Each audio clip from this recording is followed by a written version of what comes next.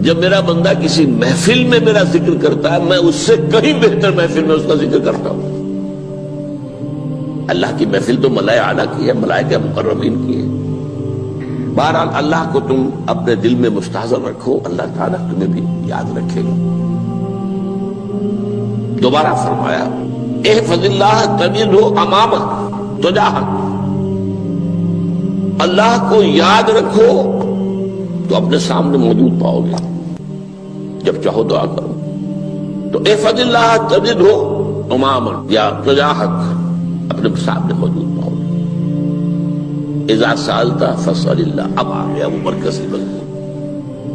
دیکھو جب مانگو اللہ سے مانگو، غیر اللہ کے سامنے ہاتھ دراز کرو ہی مت۔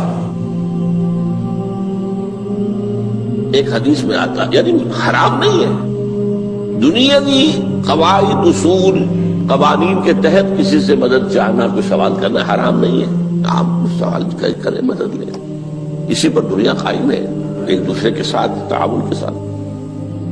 لیکن اونچا مقام کیا ہے؟ کسی سے سوال مت کرو سوائے اللہ، یہاں تک کہ جوتے باندھنے کا تسمہ تمہیں درکار ہے تو بھی کسی سے مت مانگو، اللہ سے مانگو۔ کیا پتہ اللہ کس کے دل میں ڈال دے اور وہ آ کے تمہیں تسمہ پیش کر دے۔ ہوتا ہے ایسا، بس اوقات ہوتا ہے۔ جو اللہ کے ساتھ لو لگا کر رکھنے والے ہیں ان کے تو ایسے واقعات ہوتے ہیں کہ دل میں ایک بات آئی اور اس کے بعد وہی بات جو ہے وہ کوئی شخص آ گیا اور اس نے وہ بات پوری کر دی، کیونکہ لوگوں کے دل جو ہے وہ تو اللہ کے دو انگلیوں کے مابین جو چاہتا پھر دیتا ہے۔ کیا پتہ اللہ کسی فرشتے کو انسانی شکل میں بھیج دے، آتا ہے فرشتہ، آتا ہے انسانی شکل میں، آپ کی تکلیف کو رفع کر دے، آپ کی ضرورت کو پورا کر دے، اسی سے مانگو، کسی اور سے مانگو۔ یہ ہے توحید کا لب لباب۔ یوں سمجھیے اسلام کی جڑ کیا ہے؟ ایمان۔ اسلام کا جو خارجی نظام عمل ہے، انفرادی اعمال ہو، اجتماعی ہو، ان سب کی روح رواں کیا ہے؟ ایمان۔ ٹھیک، ایک بات ہو گئی۔ ایمان کا خلاصہ لب لباب کیا ہے؟ ایمان باللہ۔ ویسے ایمان بالآخرہ بھی ہے، ایمان بالملائکہ ہے، ایمان بالانبیاء ہے، ایمان بالرسل ہے، ایمان بالکتب ہے، ایمان بالقلب ہے، لیکن اصل ایمان، اسی لیے ایمان مجمل میں آپ کو معلوم ہے کسی اور چیز کا ذکر نہیں۔ آمنت باللہ کما ہوا باسمائہ وصفاتہ وقبلت جمیع احکامہ اقرار باللسان وتصدیق بالقلب، یہ ایمان مجمل ہے۔ اجمالی طور پر ایمان اس کا نام ہے، ہاں مفصل تفصیلی طور پر آمنت باللہ وملائکتہ وکتبہ ورسلہ والیوم الآخر والقدر خیرہ وشرہ من اللہ تعالی۔ تو اسلام کی جڑ ایمان، اور اسلام کا سارا جو نظام عمل ہے، چاہے انفرادی اعمال ہو چاہے اجتماعی، ان سب کی روح رواں ایمان، اور ایمان کا خلاصہ ایمان باللہ۔ اور ایمان باللہ کا اصل حاصل وہ ہے جو اس حدیث میں آ رہا،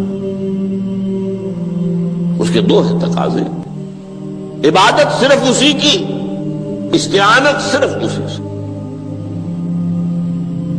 اس لیے میں نے سورہ فاتحہ کا تذکرہ شروع میں کیا، یہ عبادت کا جوہر ہے، عبادت کا جو ہے یہ ایمان کا حاصل، عبادت صرف اس کی ہے اور استعانت صرف اس سے۔ استعانت ہی میں سوال بھی آ گیا، یہ بھی مدد ہے، آپ کسی سے کچھ مدد مالی چاہ رہے ہیں یا کوئی اور مدد چاہتے ہیں، کسی کام میں مدد چاہتے ہیں، جیسے میں نے کہا تھا کہ سفارش کرانا چاہتے ہیں، بھی مدد ہے۔ وَإِذَا اسْتَعَنْتَ فَاسْتَعِنْ بِاللَّهِ، اور جب مدد مانگو صرف اللہ سے مانگو۔ اور وہ سارے الفاظ یاد کر لیے، استدعاء، استعانت، استغاثہ، یہ جو غوث اعظم سے استغاثہ کیا جاتا ہے یہ تو شرک ہے۔ استغاثہ اللہ سے، دعائی اللہ کی، اس اعتبار سے استمداد، استعانت، استدعاء، استغاثہ، یہ سب اللہ سے، صرف اللہ سے۔ عبادت صرف اللہ، ایاک نعبد، اور استعانت صرف اللہ سے، مانگو صرف اللہ سے، جب مدد طلب کرو صرف اللہ سے۔ اور جان لو اگر تمام لوگ جمع ہو کر تمہیں کوئی فائدہ پہنچانا چاہے نہیں پہنچا سکتے، الا بشیء قد کتب اللہ لک وان اجتمعوا علی ان یضروک بشیء لم یضروک الا بشیء قد کتب اللہ علیک. اگر سب مل کر چاہے تمہیں کوئی نقصان پہنچا دے نہیں پہنچا سکتے مگر وہی کچھ جو اللہ نے تمہارے لیے لکھ دیا. اب بتائیے خوف کی جڑ کٹ جائے گی کہ نہیں؟ یہ جو ایمان جو ہے یہ خوف اور حزن دونوں سے نجات دلانے والی بات ہے. جو حقیقی مومن ہے وہ اللہ کا ولی ہے. حقیقی مومن وہ اللہ کا ولی ہے. اور الا ان اولیاء اللہ لا خوف علیہم ولا هم يحزنون.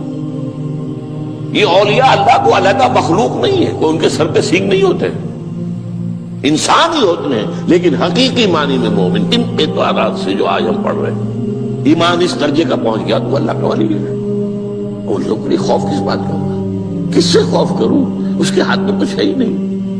اور اگر کچھ اللہ نے میرے لیے لکھ دیا وہ آ کر رہے گا, چاہے میں لاکھ گڑ گڑاؤں اس کے سامنے کہ مجھے چھوڑ دے. اگر اللہ نے لکھا وہ آئے وہ تو آئے, تو کاہے کو اس کے سامنے گڑ گڑانا, کاہے کو جبرسائی کرنا اس کے سامنے. اور کسی کے ہاتھ میں کچھ ہے ہی نہیں, میرا خیر ہے ہی نہیں, کاہے کو خوشامد کرو اس کی. اور سنیے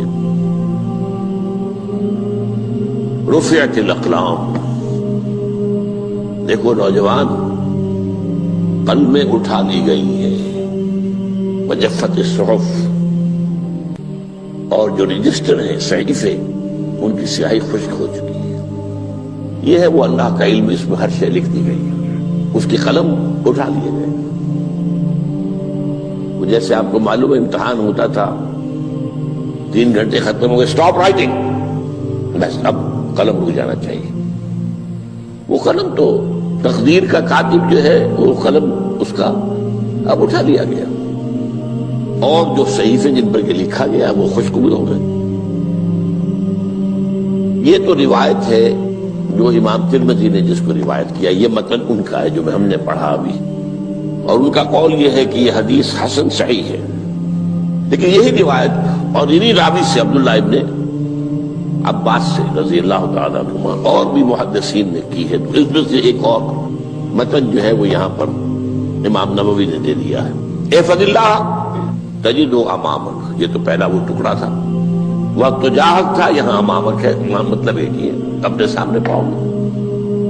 اللہ کی حفاظت کرو, اللہ کو دل میں, اللہ کی یاد کو محفوظ رکھو, گویا کہ اللہ کو مستحضر رکھو. ذکر اللہ کے معنی کیا ہے؟ استحضار اللہ فی القلب, یہ ذکر اللہ ہے. جنہیں ہم ذکر سمجھ بیٹھے ہیں وہ ذکر کے ذریعے اقیم الصلاۃ لذکری, نماز قائم کرو میری یاد کے لیے. نماز ذریعہ ہے یاد کا. یہ علیحدہ بات ہے کہ آپ نے 17 رکعتیں بھی پڑھ لی ہو عشاء کی اور یاد آپ کو آئی ہی نہیں کوئی. آپ تو ایک میکینیکل انداز میں جو ہے وہ اٹھک بیٹھک کر رہے ہیں اور آپ کی زبان سے کچھ نکل رہا ہے, تو اس کا آپ کے شعور سے, دل کی گہرائی سے کوئی رابطہ ہے ہی نہیں, وہ ذکر تو نہیں ہوا. ہاں نماز فرض تھی, وہ ادا ہو گئی, آپ کی ایک فرض ادا ہو گئی. تو جنہیں ہم نے ذکر سمجھا وہ ذرائع ذکر ہے, اللہ اللہ سبحان اللہ سبحان اللہ زبان سے, یہ تاکہ اس کے نتیجے میں وہ ذکر حاصل ہو جائے. استحضار اللہ فی القلب, ذکر کے معنی ہے استحضار اللہ فی القلب. تعرف الی اللہ فی الرخاء, اور دیکھو کشادگی کے وقت میں تم اللہ کو یاد رکھو, اللہ کی طرف رجوع کیے رہو, بھول نہ جاؤ. وہ نہ ہو جو کبھی کہا تھا, بہادر شاہ ظفر کے اشعار میں سے بہت دور کا شعر ہے, ظفر آدمی اس کو نہ جانیے چاہے کتنا ہی ہو فام زکا, جسے عیش میں یاد خدا نہ رہی, جسے تیش میں خوف خدا نہ رہا. وہ ہے کشادگی کی حالت میں, جبکہ تمہارے لیے کشادگی ہے, اللہ کی طرف رجوع کیے رکھو. یعرف کا فی الشدہ, تو اللہ اپنی توجہ تم پر رکھے گا شدت کے وقت میں, جب تمہیں کوئی تکلیف ہے اس تکلیف کو تم پر آسان کر دے گا. تکلیف تو آنی ہے, لکھی ہوئی ہے, وہ تو آئے گی, لیکن یہ کہ اللہ تعالیٰ اس کی شدت کو ایک ہی چیز ہے جس کو ایک انسان بہت شدت کے ساتھ محسوس کر رہا ہے، دوسرا آدمی اتنا نہیں محسوس کر رہا ہے، احساس کا معاملہ ہوگا نا۔ وہ تو اصل میں اگر انسان کی نرز کٹی ہوئی ہے تو احساس ہوگا ہی نہیں، سرے سے ہی نہیں ہوگا۔ تو اس اعتبار سے اللہ تعالیٰ تمہارے لیے وہ شدت کی کمی کر دے گا۔ وَاعْلَمْ أَنَّ مَا أَخْطَأَكَ لَمْ يَكُنْ لِيُصِيبَكَ، اور جان لو جو چیز تم سے چھوٹ گئی ہے، رہ گئی ہے، وہ ہرگز تمہیں ملنے والی نہیں تھی۔ اب آپ نے کسی ملازمت کے لیے درخواست دی ہے، درخواستیں مانگی گئی ہیں، اپنی سی محنت کر لی، نہیں ملی ملازمت، اب آپ بیٹھے ہوئے افسوس میں، رنج میں، غم میں، فلاں نے یہ کر دیا، فلاں نے یہ کر دیا، وہ فلاں جو ہے بڑی تکڑی سفارش لے آیا تھا، فلاں نے رشوت دے دی۔ چھوڑو میاں اس کو، وہ تمہارے لیے نہیں تھی۔ کاہے کو اپنے ذہن کے اندر یہ کھچڑی پکا رہے ہو بیٹھے ہوئے؟ خواہ آپ شاید سوء ظن میں بھی مبتلا ہو رہے ہو، کسی نے نہ رشوت دی اور آپ سمجھتے ہو کہ رشوت دی ہے اس نے۔ یہ ساری چیزیں جو ساری سیئات، ان کی جڑ کٹ جائے گی۔ وَاعْلَمْ أَنَّ مَا أَخْطَأَكَ لَمْ يَكُنْ لِيُصِيبَكَ وَمَا أَصَابَكَ، جو چیز تم پر آ گئی، لَمْ يَكُنْ لِيُخْطِئَكَ، ہو ہی نہیں سکتا تھا کہ وہ تم پر نہ۔ یہ کر لیتا تو ہو جاتا، شاید یہ کر لیتا، میں نے ٹیکا پہلے لگوا لیا ہوتا تو یہ بات نہ ہوتی۔ بھائی وہ جو ہونا تھا وہ ہونا تھا۔ اب یہ وہ چیز ہے جس سے انسان میں کیفیت پیدا ہوتی، تسلیم و رضا۔ ہم بھی تسلیم کی خو ڈالیں گے، بے نیازی تیری عادت ہی صحیح، اے اللہ جو تو نے چاہا مجھے قبول ہے۔ اسی لیے میں نے آپ کو آیتیں سنائی سورہ تغابن کی، ما اصاب من مصیبت الا باذن اللہ، کوئی مصیبت نہیں آتی مگر اللہ کے اذن سے۔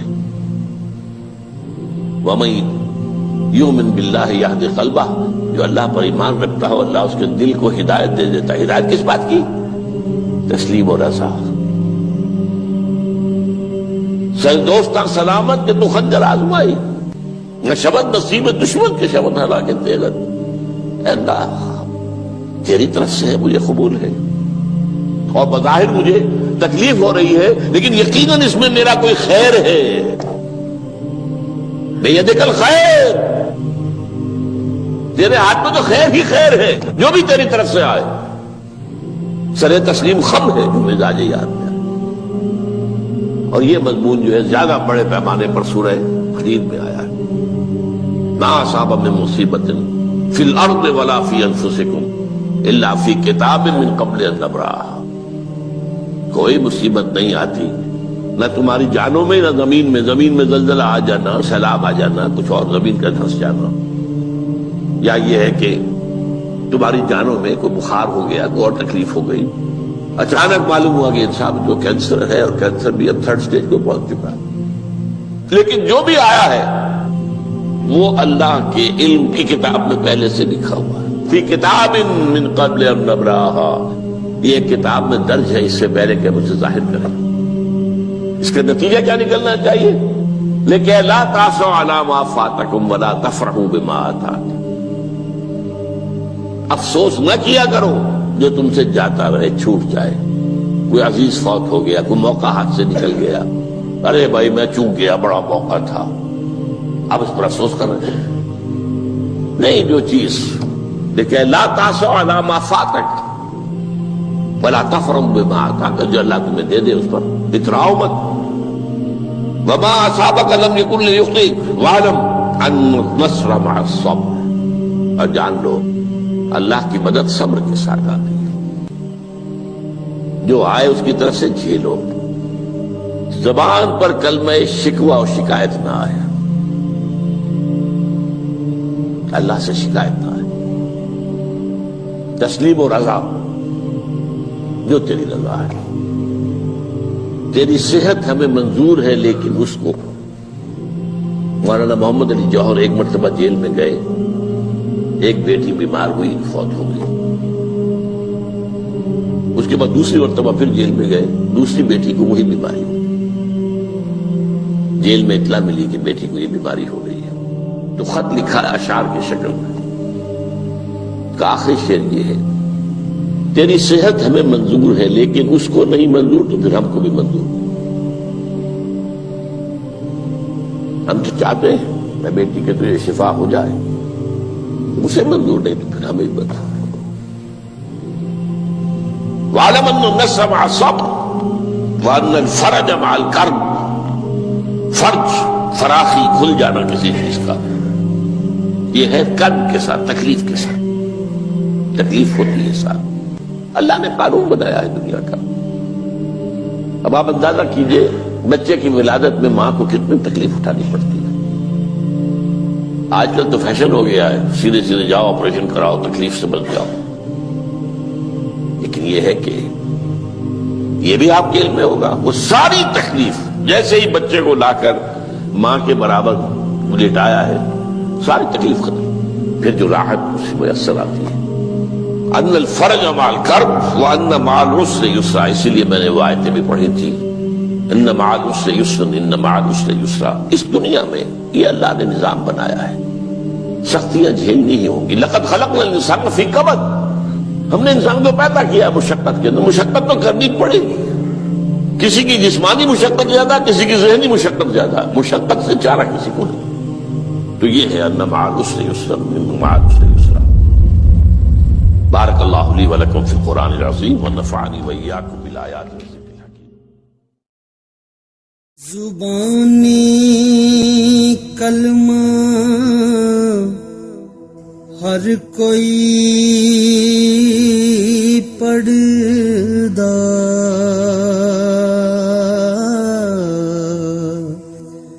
تے دل دا پڑھدا کوئی